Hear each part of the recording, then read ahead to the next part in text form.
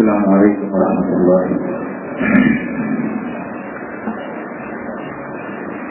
الحمد لله وحده والصلاة والسلام على من لا نبي بعده وعلى آله وأصحابه الذين أوفوا وعده الذين هم مفاتيح الرحمة ومصابيح الغضب. أما بعد فأعوذ بالله من الشيطان الرجيم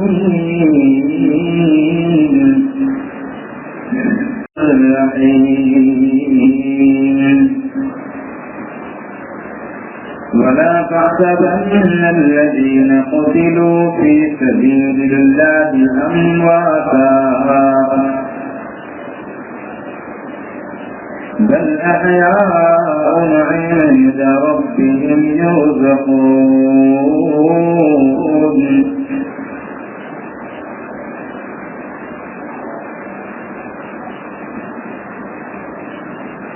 قال النبي صلى الله عليه وسلم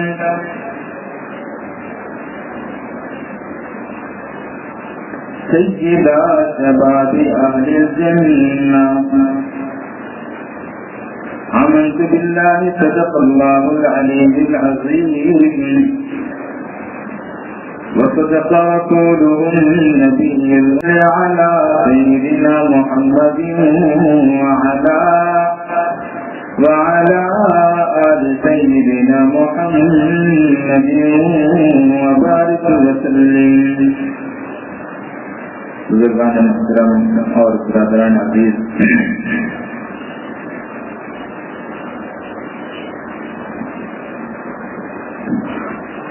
خلفائے راشدین کے عہد کے بعد اسلام اور مسلمانوں پر جو سب سے بڑی آفت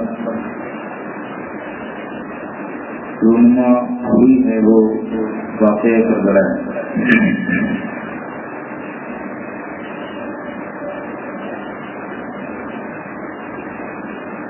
1400 سال میں 1400 محرم گزر چکے ہیں. جب کہ کربلا میں جتنا خون بہا تھا ایک ایک قطرے کے بدلے میں آنسوؤں کے سیلاب بہا دیے.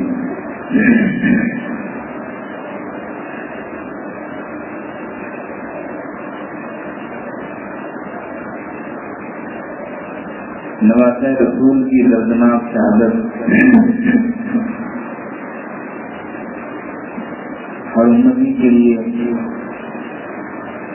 سبب غم ہے، وجہ رنج ہے.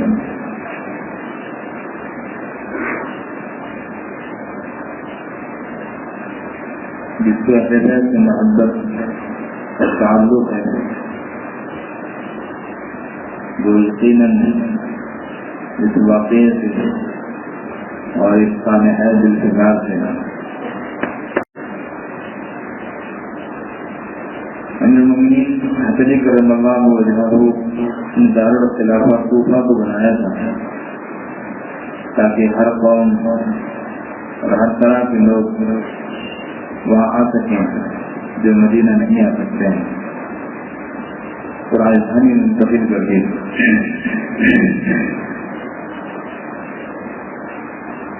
اس لیے اللہ کے طرفدار وہاں زیادہ تھے.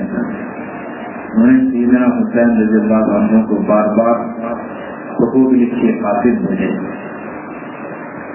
کہ ہمارے پاس ہمارا کوئی امام نہیں ہے، اگر آپ آ جائیں تو ہم آپ کے ہاتھ پر جمع ہو جائیں گے اور آپ کے ہاتھ پر بیٹھ کر لیں گے، آپ کو اپنا بڑا مان لیں گے.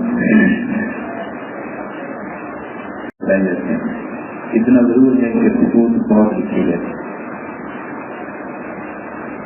سیدنا حسین رضی اللہ عنہ نے اپنے چچیرے بھائی مسلم بن عقیل رضی اللہ عنہ کو کوفہ روانہ کر دیا کہ آپ میرے طرف سے بیعت لینا شروع کر دیں.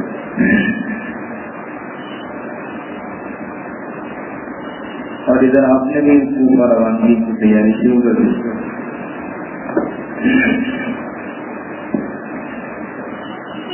ادھر جب لوگوں کو معلوم ہوا کہ آپ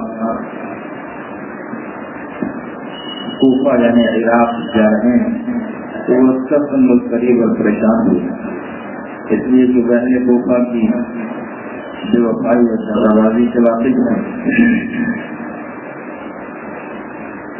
وہ پریشان ہوئے. اور انہوں نے حسین رضی اللہ عنہ کے رضی اللہ عنہ کو معلوم ہوا تو وہ دوڑے آئے اور انہوں نے کہا کہ آپ عراق جا رہے ہیں، اس وجہ سے لوگ بہت پریشان ہیں، خدا کے لیے آپ عراق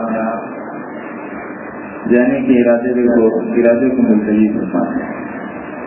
حسین رضی اللہ عنہ نے فرمایا کہ میں نے تو پکا ارادہ کر لیا ہے. بہت لوگ روکتے رہے، مناتے رہے. بہرحال وہ دن آیا جب آپ مکہ مکرمہ سے روانہ ہو گئے.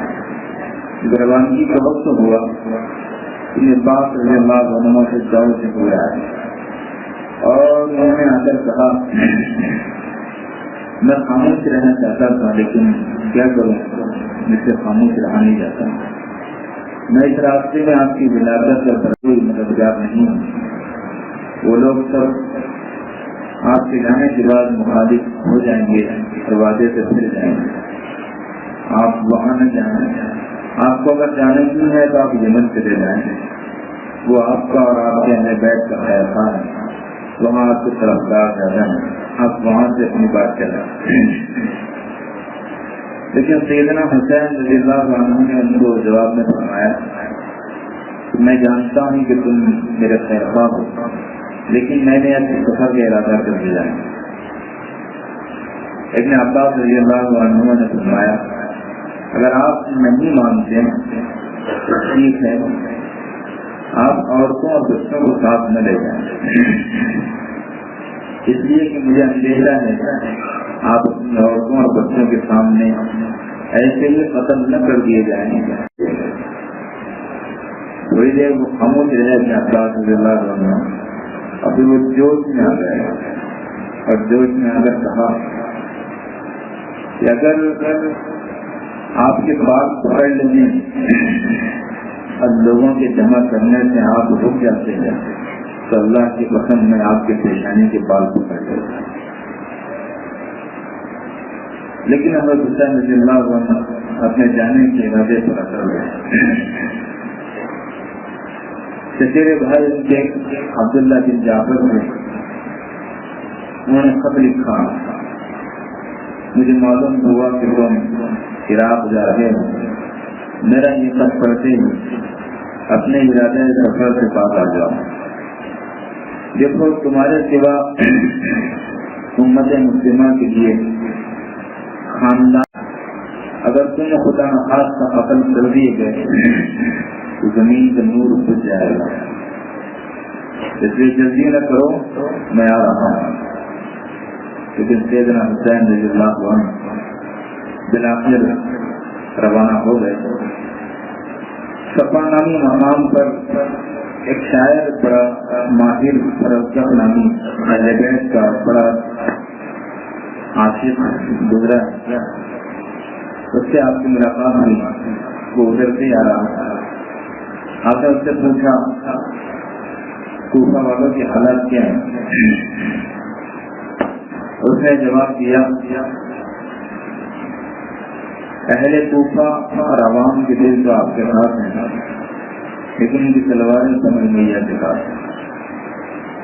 آپ نے جب یہ سنا تو کہا کہ جو اللہ کے شکر گزار ہوں گے اور اگر وہ نہیں ہوا جو ہم چاہتے ہیں تو نیکی اور تقویٰ کے ثواب کی ہمیں اللہ سے امید ہے. مقام ضرورت پر آپ پہنچے ہیں، وہاں پہنچ کر آپ کو معلوم ہوا کہ آپ کے چچیرے بھائی مسلم بن عقیل کو ابن زیاد نے اللہ قتل کر دیا اور کسی کے کام پر بھی نہیں دیکھی. آپ نے جب پڑھا جب سنا تو آپ بے اختیار پڑھنے لگے منهم من قضى نحبه ومنهم من ينتظر ثم بدلوا تبديلا، بعض مر چکے ہیں اور بعض اپنی موت کا انتظار کر رہے ہیں۔ اس مقام پر آپ کے بعض ساتھیوں نے کہا خدا کا واسطہ دیتے ہیں کہ اللہ کے واسطے آپ یہیں سے واپس لوٹ کے دیں۔ حضرت حسین رضی اللہ عنہ نے سر جھکا لیا اور اس کو غم تھا اور دوسرے وہ واپسی پر غور کر رہے تھے۔ واپسی پر غور کرنے لگے تو مسلم بن عقیل کے رشتے داروں نے کہا کہ نہیں، ہم انتقام لیں گے، چاہے انتقام ملے چاہے ہم اپنے عزیزوں کے پاس پہنچ جائیں، لیکن اب چلیے۔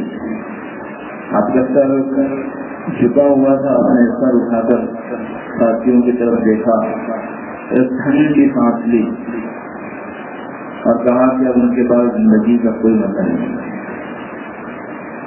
چلتے ہوئے راستے میں کئی دیہاتی لوگ ساتھ ہو گئے تھے، درمیان میں روک کر تقریر کی اور کہا کہ لوگوں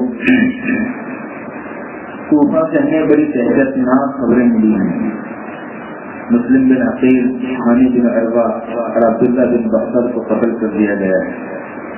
ہمارے طرفداروں نے بے وفائی کی ہے، اس لیے جو لوگ ہم سے الگ ہونا چاہیں، ہمارا ساتھ چھوڑنا چاہیں، وہ یہاں سے چلے جائیں، ہم ان سے ہرگز خفا نہیں ہوں۔ آپ کا یہ اعلان کرنا تھا کہ بھیڑ دائیں اور بائیں چھٹنا شروع ہو گئی اور آپ کے ساتھ صرف وہ لوگ رہ گئے جو مکے سے چلے گئے۔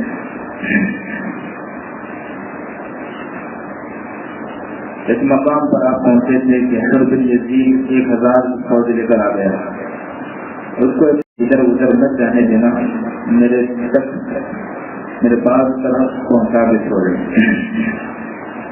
وہ ان کا پیچھا کرتا رہا، آپ نے راستے میں پھر تقریر کی اور بتایا کہ لوگوں تمہارے سامنے اور لوگوں کے سامنے میرا عذر یہ ہے کہ میں یہاں آیا نہیں ہوں، مجھے بلایا گیا ہے، پیغام خطوط اور مسلسل خاطر مجھ تک بھیجے گئے ہیں کہ ہمارے پاس کوئی امام نہیں ہے، آپ آ جائیں تو خدا ہمیں آپ کے ہاتھ پہ جمع کر دے گا۔ اور معلیہ صاحب نے لکھا ہے کہ ان لوگوں نے خطوں میں ایک بات بھی لکھی تھی کہ اگر ہم آپ کے ہاتھ پر بیعت نہ کریں تو ہماری عورتوں کو طلاق اور ہمارے غلام آزاد ہو جائیں۔ اس لیے لوگوں میں یہاں آیا ہوں، اگر تم اب بھی اپنے عہد و پیمان پر قائم ہو تو میں یہیں سے واپس لوٹ جانے کو تیار ہوں جہاں سے آیا تھا۔ کسی نے کوئی جواب نہیں دیا، نماز کا وقت ہو گیا تو مجمع میں کسی نے کہا کہ بھائی چلو اقامت پڑھو، اقامت مؤذن سے اقامت پڑھنے کے لیے کہی گئی۔ سر بن یزید سے حضرت حسین رضی اللہ عنہ نے پوچھا نماز ہمارے پیچھے پڑھو گی کہ الگ پڑھو گی؟ انہوں نے کہا نہیں، آپ کے پیچھے پڑھیں گے۔ دشمن دوست سب مقتدی بنے، آپ نے پھر نماز کی بات پڑھوا دی اور انہیں حقوق کا حوالہ دیا۔ تو سر بن یزید نے کہا آپ کون سے خطوط کا تذکرہ کر رہے ہیں؟ ہم نہیں جانتے کون سے خط ہیں۔ آپ نے اقبال نے سامان سے کہا کہ وہ خط بتاؤ، ان کے پاس ایک تھیلا تھا، اس کو انگیز دیا تو خطوں کے کمپانی یہ خط آپ کو لکھا۔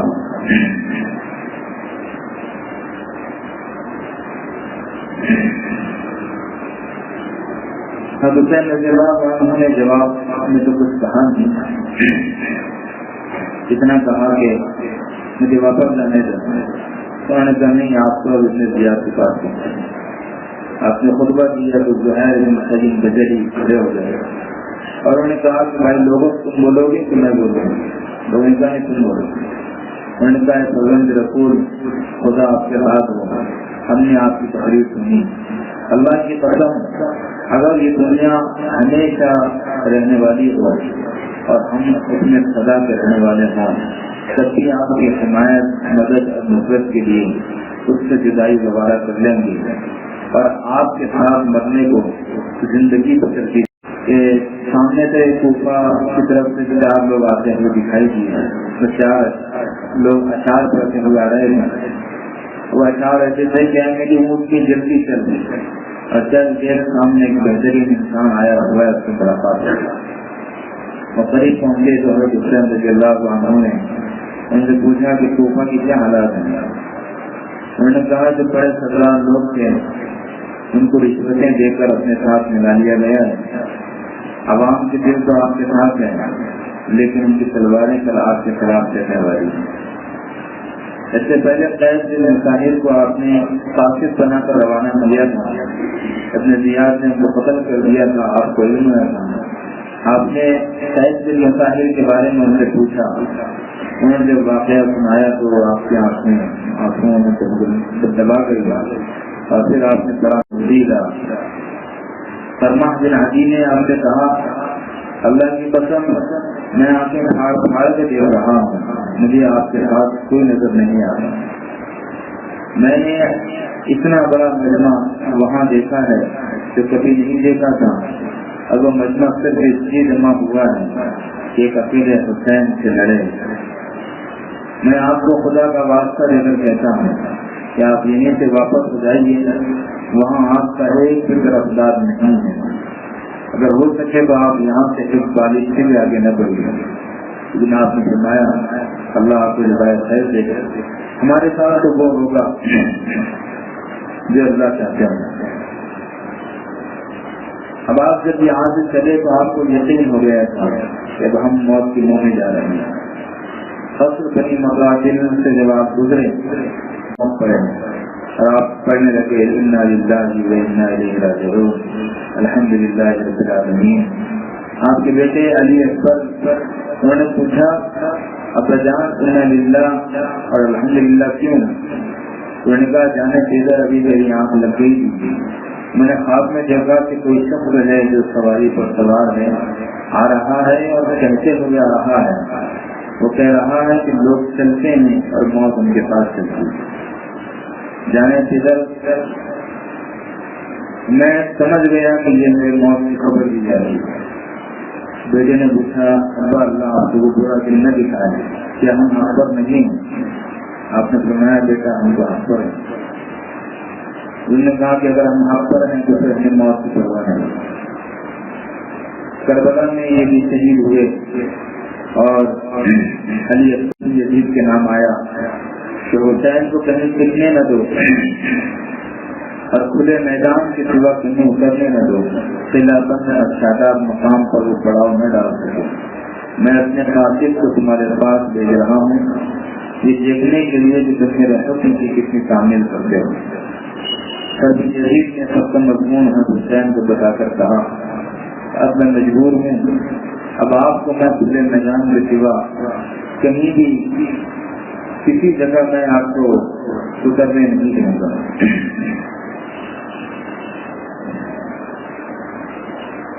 آپ کیا کہے تھے دوسرے دن ابن سعد 4000 کی فوج لے کر آ گیا. ابن سعد چاہتے تھے کہ وہ اس امتحان سے بچ جائیں, لیکن ابن زیاد نے ان کو بہت مجبور کر کے روانہ کیا آپ کیوں آئے.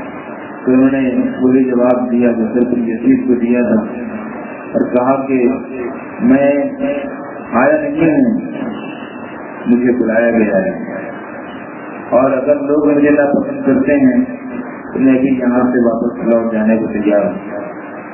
ابن سعد نے جب یہ بات سنی تو ان کو خوشی ہوئی اور امید بنی کہ شاید مصیبت ٹل جائے اور انہوں نے ابن زیاد کو لکھا کہ حسین واپس جانے کے لیے تیار ہے. تو ابن زیاد نے جواب لکھا کہ اب جب شکنجے میں پھنس گیا اور پھنس گیا تو کیا واپس جانا چاہتا ہے؟ اب کہاں واپس جائے گا؟ اب واپسی اور نجات کی کوئی صورت باقی نہیں رہی. اور جواب ابن سعد سے لکھتے ہوئے لکھا کہ حسین اگر اپنے آپ کو ہمارے حوالے کرے تو ٹھیک ہے, پانی کے خطرہ بھی پینے نہ پائے. وہ ایسے ہی محروم رہے پانی سے جیسے عثمان پانی سے محروم رہ گئے تھے. مجبوراً ابن سعد نے 500 سپاہیوں کو گھاٹ پر روانہ کیا اب آپ پر آپ کے ساتھیوں پر پانی کم ہو گئے، آپ نے اپنے 30 سوار اور 30 زیادہ لوگوں کو پانی کے لیے بھیجا، کچھ مٹبھیڑ ہوئی لیکن وہ 30 سوار 30 منٹ کے پانی لانے میں کامیاب ہو گیا۔ رات جب ہوئی تو اپنے صاحب سے حضرت حسین رضی اللہ عنہ کی ملاقات ہوئی، دونوں طرف سے 30 سوار لے کر نکلے اور بیچ میں دونوں کی ملاقات ہوئی، کافی رات تک بات چیت ہوتی رہی۔ ملاقات خفیہ تھی لیکن راوی کہتا ہے کہ صبح یہ مشہور ہو گیا کہ حضرت حسین رضی اللہ عنہ نے ابن صاحب سے کہا کہ تم اپنا لشکر اور میں اپنی فوج نہیں چھوڑ دوں اور ہم دونوں یزید کے پاس چلیں تو وہ میرا گھر کھلوا ڈالے گا۔ حضرت حسین نے کہا کہ میں بنا دوں گا۔ ابن صاحب نے کہا وہ میری جائیداد ضبط کر دے گا۔ حضرت حسین نے کہا میں اپنی حجاز کی جائیداد میں معاوضہ دے دوں گا، لیکن ابن صاحب نے منظور نہیں کیا۔ اس کے بعد کی آپ کی ملاقاتیں ہوتی رہی، آپ نے پھر 3 شرطیں رکھی کہ کوئی شرط قبول کر لو، یا میں جہاں سے آیا ہوں مجھے واپس جانے دو، یا براہ راست میری یزید سے ملاقات کرا دو، یا مجھے کسی ایسی زمین پر بھیج دو جہاں پر کچھ چل رہا ہو اور وہیں پر میں مسلمانوں کی حفاظت میں کام آ جاؤں۔ لیکن ابن صاحب نے جب بار بار سنا تو انہوں نے ابن زیاد کو لکھا کہ دیکھو اب فتنہ ختم ہو گیا، اب 3 شرطوں میں سے کوئی ایک ماننے کے لیے تیار ہو گئے نہیں، انہوں نے خود مجھ سے وعدہ کیا ہے اگر تم اس میں سے کوئی مان لو تو یہ امت کے لیے بھی اس میں بھلائی ہے اور تمہارے لیے بھی بھلائی ہے۔ ابن زیاد نے جب خط پڑھا تو متاثر ہو گیا اور ابن کام کی اس نے تعریف کی، لیکن شمر ذوالجلال وہاں موجود تھا، اس نے مخالفت کی اور ابھارا اور کہا کہ نہیں، آج یہ کمزور ہے اور ذلیل ہے، کل پھر اپنی عزت ملے کی طاقت حاصل ہو جائے گی تو یہ آپ کو پھر مجبور کر دیں گے، اس لیے جب قبضے میں آیا ہے تب اس نے واپس نہیں جانا چاہیے۔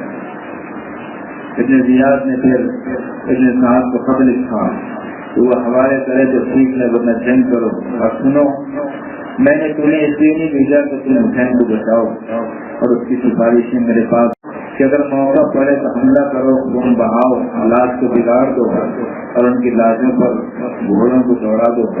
میں نے یہ عہد کیا ہے کہ اگر حسین کو قتل کروں گا تو ان کی لاشوں پر گھوڑوں کو ضرور دوڑاؤں گا۔ تم میرا حکم اگر مانو تو تمہیں انعام دیا جائے گا اور اگر نہ مانو تو تمہیں سزا دی جائے گی۔ حضرت حسین رضی اللہ عنہ کے والد حضرت علی رضی اللہ عنہ اور حضرت علی رضی اللہ عنہ شمر ذوالجلال کے پھوپھا ہیں۔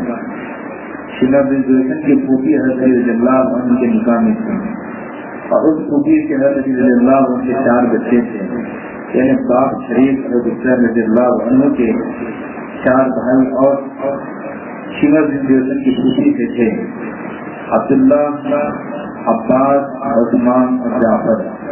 ابن زیاد اور 4 بھائیوں سے اس نے کہا تو انہوں نے کہا تم پر افسوس ہے کہ تم ہمیں تو امان دیتے ہو اور رسول اللہ کے فرزند کے لیے کوئی امان نہیں۔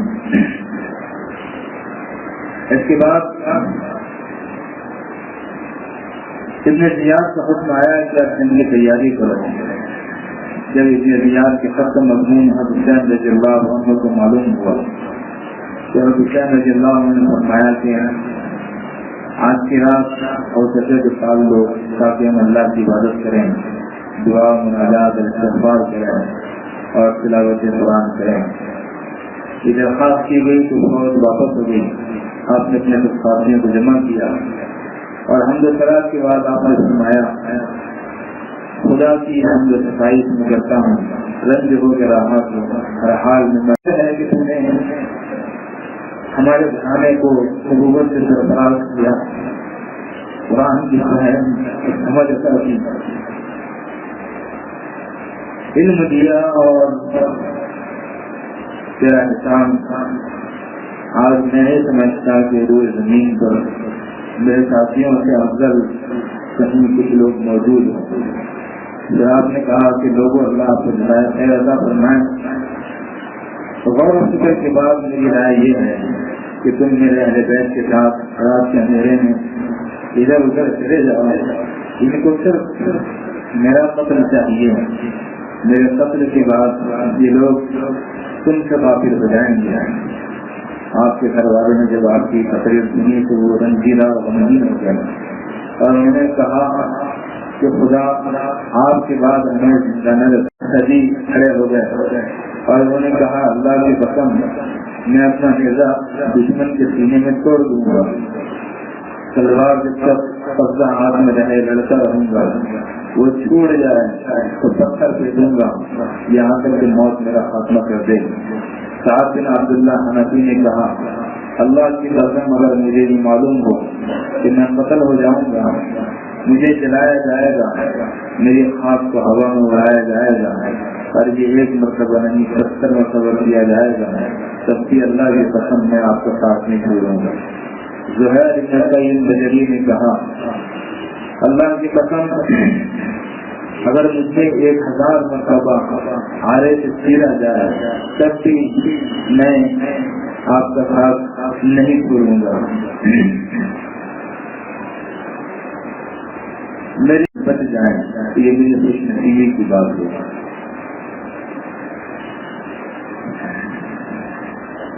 زین العابدین فرماتے ہیں کہ جس رات کی صبح میرے والد شہید ہوئے اس رات میں بیمار میں میری پوری میرے پاس بڑی تیمارداری کر رہی تھی۔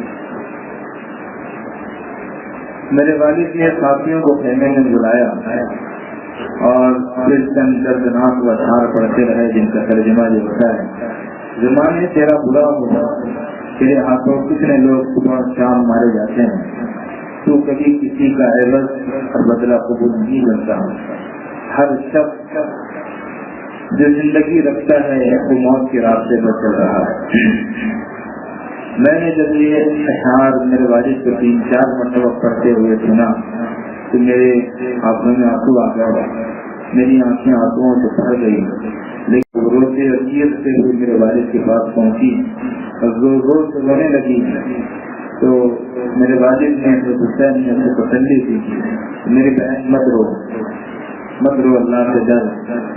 میری پھوپھی نے میرے والد سے کہا کہ میں کیسے صبر کروں، اس حالت پر کیسے صبر آ جائے، آپ اپنے ہاتھوں سے قتل ہو رہے ہیں۔ آپ نے فرمایا میرے بہن اللہ کی اگر یہی مرضی ہے تو کیا کریں۔ پھر وہ بہت بے قابو ہو گئی روتے روتے، تو آپ نے پھر کو تسلی دیتے ہوئے طولانی تقریر کی، کہا میری بہن اللہ کی تعزیت سے تسلی حاصل کر، اللہ سے ڈر، ہر چیز فنا ہونے والی ہے، ہر زندگی کو مرنا ہے، آسمان کے فرشتے بھی ہمیشہ زندہ رہنے والے نہیں ہیں۔ قرآن پڑھا،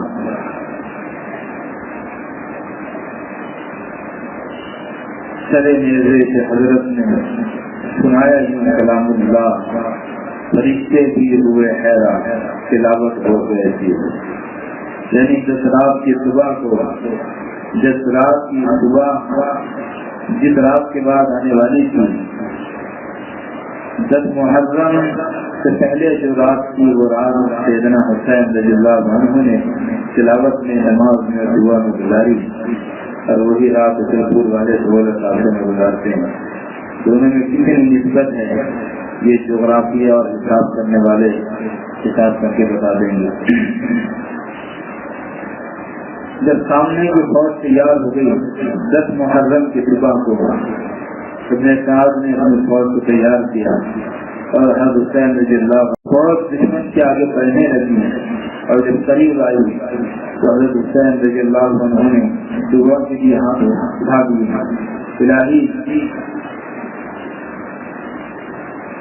ہر مصیبت میں میں نے تجھی پر بھروسہ کیا ہے، ہر سختی میں تو ہی میرا خود بنا ہے، کتنی مصیبتیں پڑی، دل کمزور ہو گیا، تدبیر نے جواب دے دیا، دوست دشمن ہو گئے اور دشمنوں نے خوشیاں منائی، میں نے ہر حال سے لیکن تجھی پر بھروسہ کیا اور تجھی سے التجا کی، آج بھی تجھی سے التجا کی جاتی ہے، جب دشمن کی فوج قریب آ گئی تو آپ نے منہ کی طلب کی، قرآن سامنے رکھا اور دشمنوں کے سامنے آپ نے تقریر شروع کی.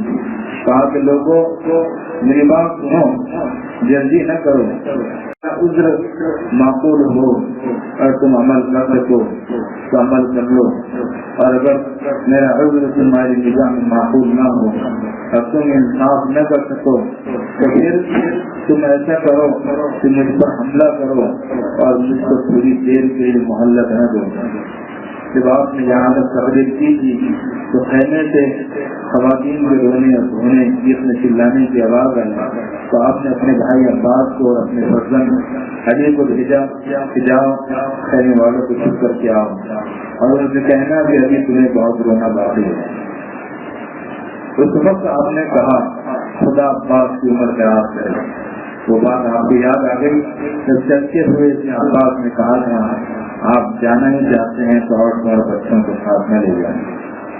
پھر آپ نے تقریر کا سلسلہ دوبارہ جاری کیا. لوگوں کا محاسبہ کرو، کیا میرا قتل کرنا جائز ہے؟ خوب غور کرو. لوگوں میرے سوا کسی نبی کی بیٹی کا بیٹا اور میرے سوا نبی کے بیٹازاد بیٹے کا بیٹا دنیا میں موجود نہیں ہے. لوگوں کیا میں تمہارے نبی کا نواسا نہیں ہوں؟ لوگوں کیا سید الشہداء حمزہ میرے والد کے بیٹا نہیں تھے؟ کیا جعفر طیار میرے بیٹا نہیں تھے؟ کیا تم نے رسول اللہ صلی اللہ علیہ وسلم کو وہ مشہور قول نہیں سنا جو آپ نے میرے اور میرے بھائی کے بارے میں فرمایا تھا، سیدہ شباب اہل الجنہ، یہ دونوں جنتی جوانوں کے سردار ہیں.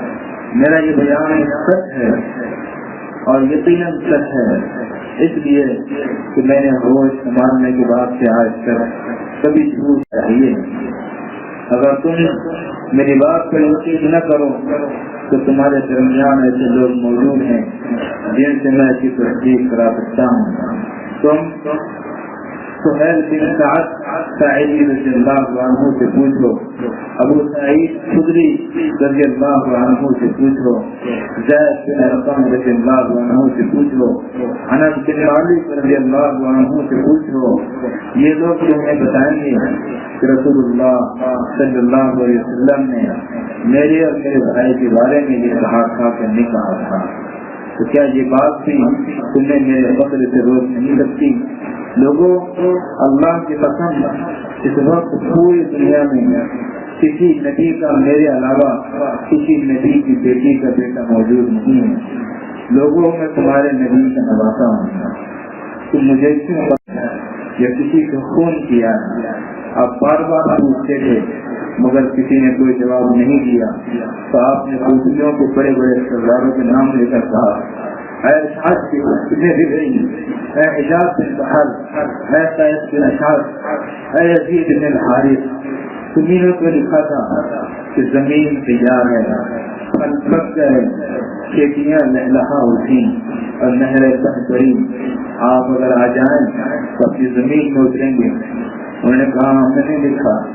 اور رضی اللہ عنہ نے چیخ ماری، کہا اللہ سے تو جھوٹ ہے. پھر کہا اللہ کی قسم تم ہی نے لکھا تھا، تم ہی نے مجھے بلایا اور تم ہی نے مجھے بار بار پھانسی کو بھیجے. یہاں تک کہ وہ وقت آ گیا کہ جب دونوں فوجیں آمنے سامنے ہوئی تو ہر مقام پر اس نے اترنے نہ پایا. اس نے اتنے ساتھ فوج کے سپاہیوں سے کہا، اے ابن سعد کہ تم واقعی ہم سے لڑنے والے ہو؟ تو کہا ہاں. تو کیا ان کی کوئی شرط تم منظور نہیں کرو گے؟ ابن سعد نے کہا کہ میں تو منظور کر لیتا مگر کیا کروں، تمہارا حاکم قبول نہیں کرتا. پھر بن یزید تھوڑی دیر کے بعد اپنے گھوڑے کو حسین کے لشکر کی طرف بڑھانے لگا. لوگوں نے اس سے پوچھا کہ تم کو اکیلے سب سے زیادہ بہادر تھے لیکن پر ناز تھا، تم کیا کر رہے ہو؟ پھر بن یزید نے کہا میں جنت یا دوزخ میں سے کسی ایک کا فیصلہ کر رہا ہوں. یہ کہہ کر پھر اس نے گھوڑے کو ڈیڑھ لگائی اور حسین کے لشکر کی طرف چلتے ہوئے اس نے کہا کہ اللہ کی قسم میں نے جنت کا انتخاب کر لیا ہے.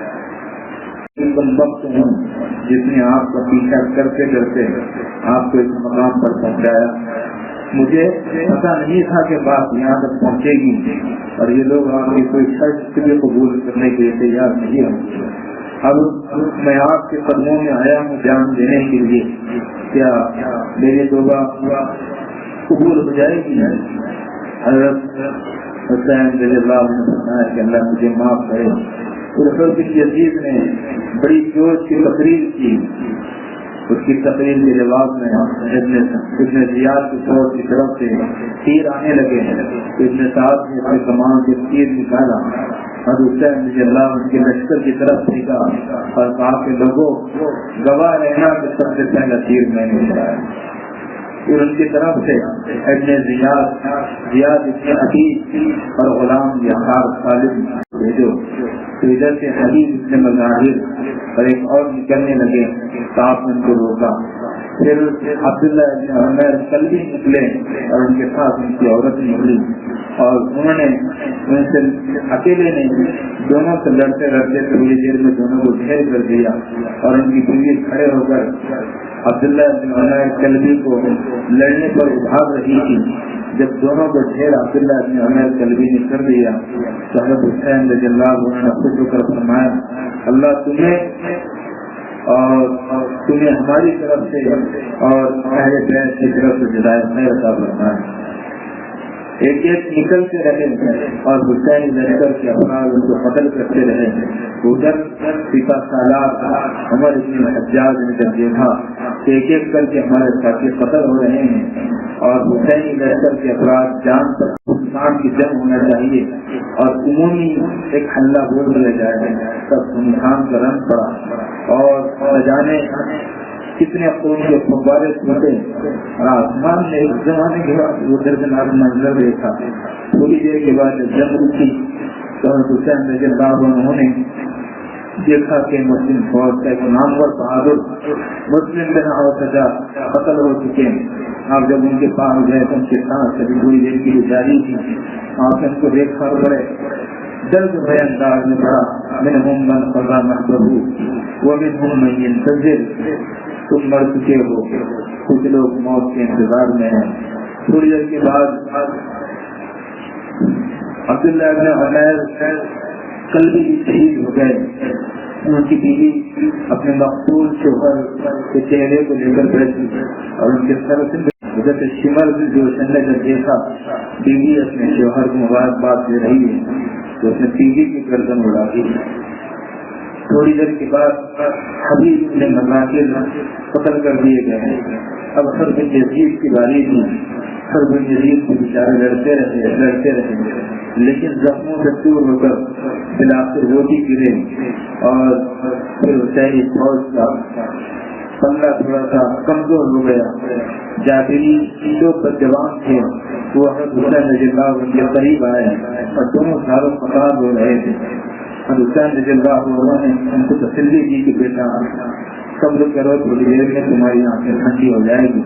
انہوں نے کہا ہم اپنے آپ پر نہیں روتے, ہم آپ پر رو رہے ہیں کہ اس وقت آپ کو دشمن نے گھیر لیا ہے اور ہم آپ کی کچھ بھی مدد نہیں ضرور کیا. وہ لڑتے جاتے تھے, گراتے جاتے تھے اور لڑتے لڑتے موت کے انتظار میں حسین رضی اللہ عنہ کو دور سے ہاتھ بتاتے جاتے تھے اور سلام کرتے تھے السلام علیکم یا ابن رسول اللہ, اے اللہ کے رسول کے نواسے ہماری طرف سے سلام قبول کر لیجیے. لڑائی چل ہی رہی تھی. اب آپ کے گھرانے کی باری تھی. آپ کے ساتھی دھیرے دھیرے قتل ہو چکے تھے. اب آپ کے گھرانے کی باری آئی تو آپ کے بیٹے علی اکبر میدان میں نکلے اور لڑتے رہے لیکن اچانک ابن مرہ نے آپ کو قتل کیا. خیمے سے ایک عورت نکلی جو بڑی ہنسی انتہائی خوبصورت تھی, جیسے کوئی سورج اس کے طرح آ رہا ہو. اس نے زور سے لایا ہائے میرے بھائی, ہائے میرے بھتیجے. اور حسین رضی اللہ عنہ نے کسی نے بتایا کہ حضرت فاطمہ رضی اللہ عنہ کی بیٹی ہے اور حسین رضی اللہ عنہ کی بہن ہے. آپ نے ہاتھ پکڑ کر ان کو چھوڑ کر آیا اور اپنے لفظ جگر اور اپنے بیٹے کی لاش کو اپنے کاندھے پر اٹھایا کھانے کے دروازے کے سامنے ڈال کر چلے آئے. تھوڑی دیر کے بعد خیمے سے ایک نوجوان نکلا, دوڑتا ہوا چلا آیا. بڑا خوبصورت تھا, ایسا لگتا تھا جیسے کوئی چاند کا ٹکڑا چلا رہا ہے, کیونکہ نبوت کا خاندان تھا, اس لیے جنتی حسن تھا.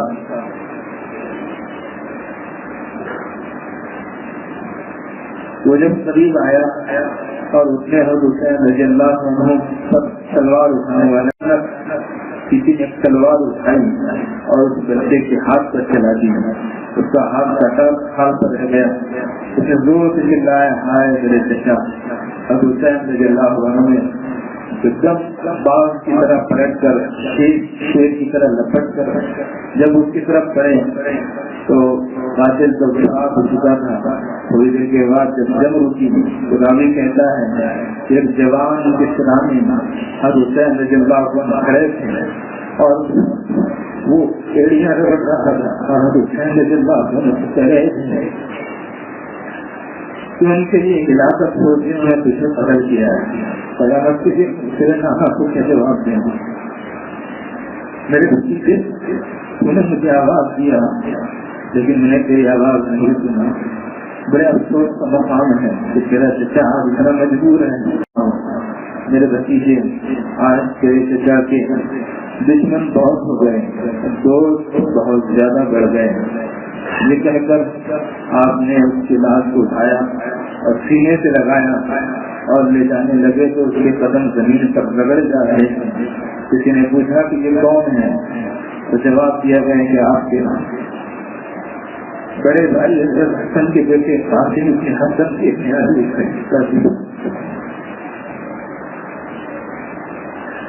آپ کے گھر والے خواتین بھی آپ کے ساتھ. تھوڑی دیر کے بعد آپ کی اہلیہ, آپ کی بیوی بھی آپ کے ساتھ. تھوڑی دیر کے بعد یہ اطلاع ملی کہ آپ کی بیوی جو امید سے حاملہ تھی, یہ آپ کے گھر میں بچہ پیدا ہوا ہے, اس کے سامنے اذان دینا ہے. اذان دینے کے لیے بچہ آپ کے پاس لایا گیا ہے, آپ نے اس کو گود میں رکھا.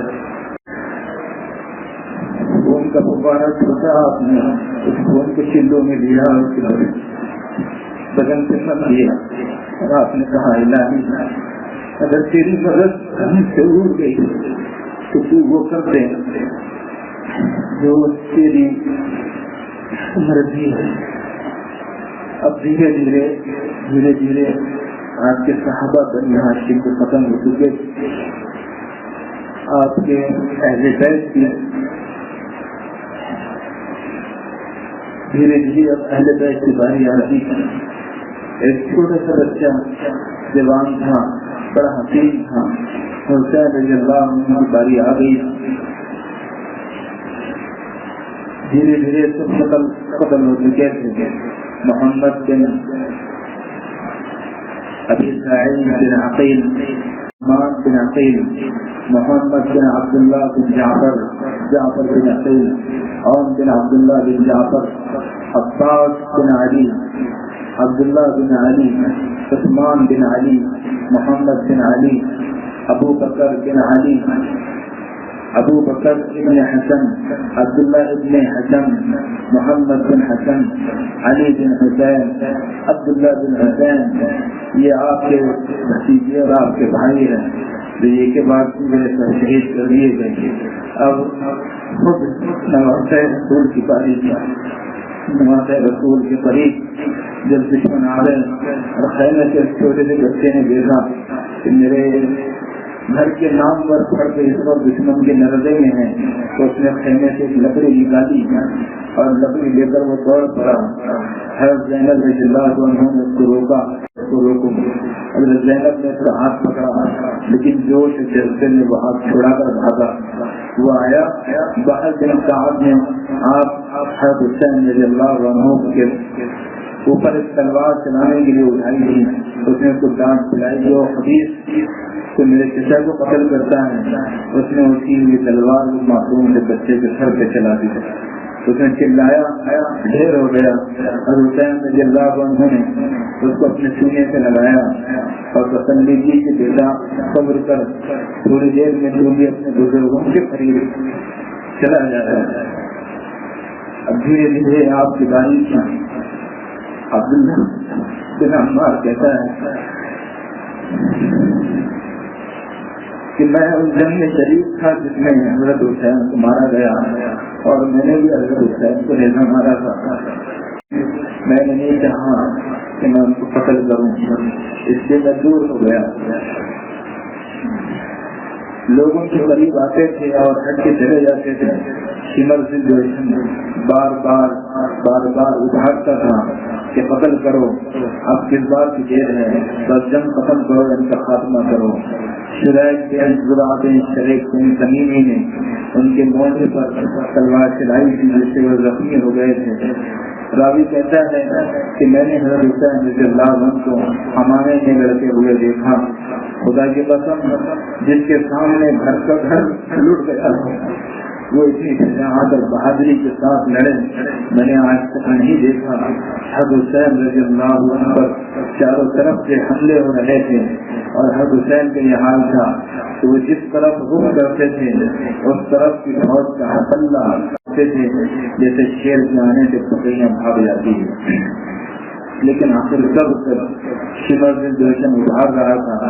ابن شہادت سے قریب آیا تو آپ کی بہن آئی اور اس نے کہا کہ ابو عبداللہ کہ تمہارے سامنے حسین قتل ہو جائیں گے، تو اس نے منہ پھیرا اور واپس چلا گیا، لیکن اس کی آنکھ سے آنسوں کی لڑی جاری ہو گئی تھی۔ اب زراعتی شریف تمیمی نے آپ کو زخمی کیا اور آپ اس کو نڈھال ہوئے۔ اناس سنام بن انس نخائی اس نے آپ کو نیزہ مارا، نیزہ کے نیزے سے آپ زخمی ہوئے تھے اور پھر آپ جب نیچے گرے بل کھا کے آپ نیچے تڑپنے لگے تو سنام بن انس نخائی نے چلا کر کہا کہ جلدی کر اور ان کا سر کاٹ لے، مگر کسی کی ہمت نہیں ہوتی تھی کہ وہ حضرت حسین اور نواز اور اس نے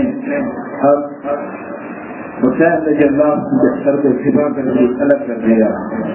حسین رضی اللہ عنہ کے جسم پر جب جنگ کے بعد دیکھا گیا 37 زخم نیزے کے اور 34 زخم تلوار کے تھے۔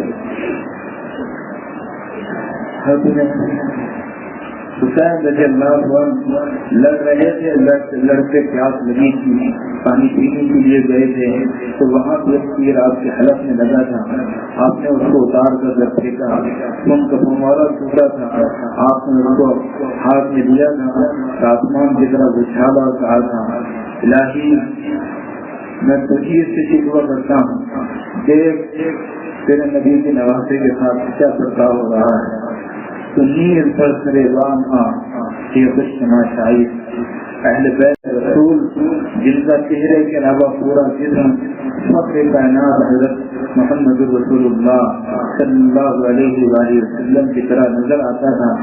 جب لوگوں کو اللہ کے رسول کی یاد آتی تو وہ حضرت حسین رضی اللہ عنہ کے پاس آتے اور ان کو دیکھ کر اپنا دل ٹھنڈا کر دیا کرتے تھے۔ آج وہ بھی قتل اور شہید ہو چکے تھے۔ دوسرے دن ابن سعد نے جب اپنی فوج کو نکال کر وہاں سے کوچ کرنے کا ارادہ کیا تو آپ کی گھر کی خواتین کو ساتھ لیا اور ساتھ لے کر وہ وہاں سے گزرا جہاں پر یہ جنگ ہوئی تھی، وہاں لاشیں پڑی ہوئی تھی۔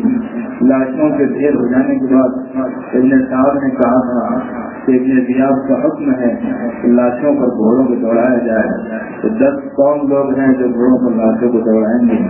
10 لوگوں نے اپنے نام دیے گھوڑوں کے دن ابن سعد کے ساتھ سیدنا حسین رضی اللہ عنہ کے گھر والے نبوت کا گھرانہ جب گزر رہا تھا تو حضرت حسین رضی اللہ عنہ اور ان کے ساتھی میدان میں خون میں لطف رہے تھے اور دشمنوں نے ان کے کپڑے تک اتار دیے تھے۔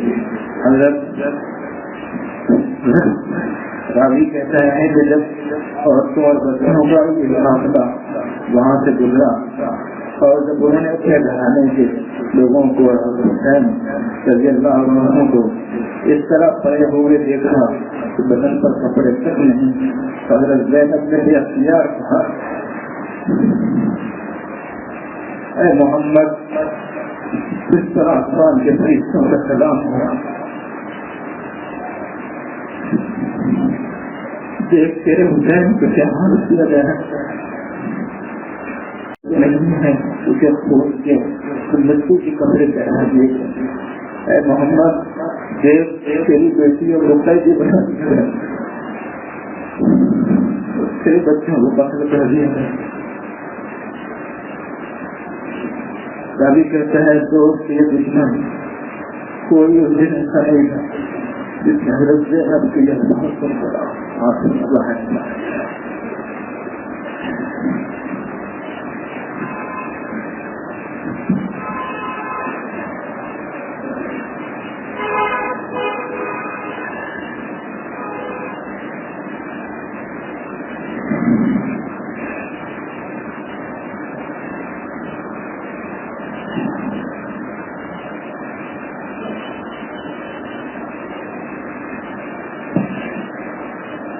آج ہم کے چھوٹے بیٹے کو ہم اٹھ رہے ہیں، اس نے کہا تو بولتا کیوں نہیں، کہا گلی اور تھا مجھے سمجھ کر وہ قتل کر دیا گیا، کسی نے کہا اس کو بھی قتل کر دو، ابن صاحب نے کہا نہیں بچے نے اسے چھوڑ دو۔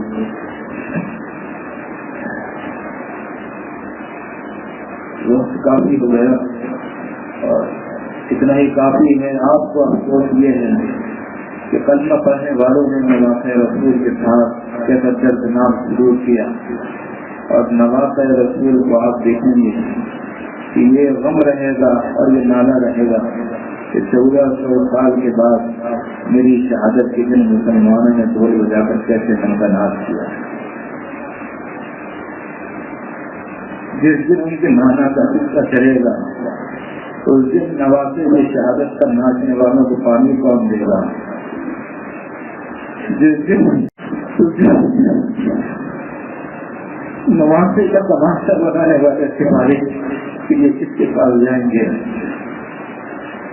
نواز رسول کی شہادت دردناک شہادت کے دن لوگوں نے جترا کی طرح اپنے بچوں کو غبارے بھی دلائے ہیں، چشمے بھی دلائے ہیں، اور نہ جانے کیسے کیسے ناز اور کیسے کیسے ڈھول اور تاشے دکھائے اور سنائے ہیں۔ وہ جواب کربلا والے جو دیں گے وہ دیں گے۔ میں آج تک سوچ رہا ہوں اور اطراف والے ایک مدت سے سوچ رہے ہیں کہ اچلپور والوں کا محشر کے میدان میں کیا حال ہوگا۔ یا تو جنہوں نے ناچا ہے یہ ناچنے والوں کو حوصلہ فراہم کیا ہے کہ تم ناچو ڈھول بجاؤ، تمہارا ناچنا ڈھول بجانا ہمیں اچھا لگتا ہے۔ اللہ مجھے آپ کو فرمائے۔ آخر دعوانا الحمد للہ رب العالمین۔